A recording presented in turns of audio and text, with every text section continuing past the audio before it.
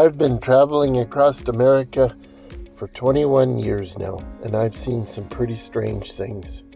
I've seen some things that I really liked, like this sculpture outside of Murdo, South Dakota, and I've seen some stuff that I thought was pretty stupid. But one of the things that I'm always amazed about are the mythical beasts that people claim live in certain areas of the United States. I'm fascinated by it for a number of reasons. Some are cute and furry, and you know that they were just legends that were told children that really could do no harm and endure even today, like the jackalope. What could the jackalope hurt? If all mythical beings were like this, we would have more of them. The jackalope is seen all over the western United States even today and is beloved by all. The hodag, though, is from Rhinelander, Wisconsin, and it steals your children and kills your livestock and is responsible for all kinds of grisly things that happen in the night. We have the Florida skunk ape, which incidentally has 4 toes. And we have Bigfoot, which is seen pretty much all over America and Canada, who has 5 toes. And northern Arizona, of course, has the Mogollon monster, who, aptly named, lives at the Mogollon Rim.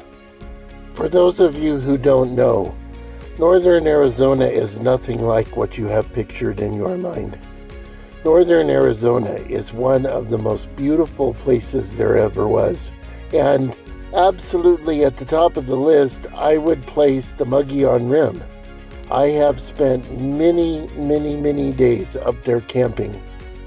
And one of my favorite places for gold panning and trout fishing is Tonto Creek. I love Tonto Creek. Is the creek filled with gold like some of the other places I've gold panned? No, it is not.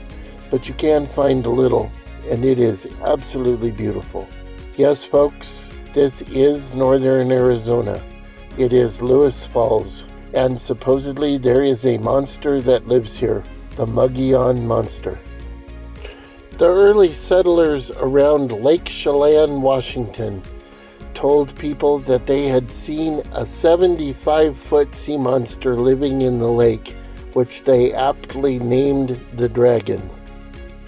There was a story that circulated around town about a young orphan girl whose family had been killed in the area, and one day the orphaned girl disappeared, and no one knew what happened to her, and for many years the residents thought that she had been eaten by the dragon. It was only years later that it was discovered that family members had made the trek out to Lake Chelan and had got the girl and took her back east to be raised by them. Just across the Canadian border you have Lake Okanagan and its famous monster Ogopogo.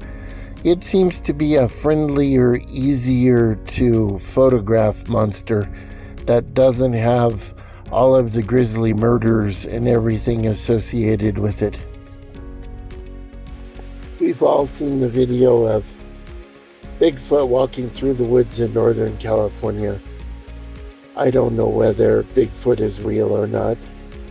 I don't think it really matters too awful much. He doesn't seem to hurt anybody. The man who supposedly recorded this did admit on his deathbed that it was a hoax and that it had been staged.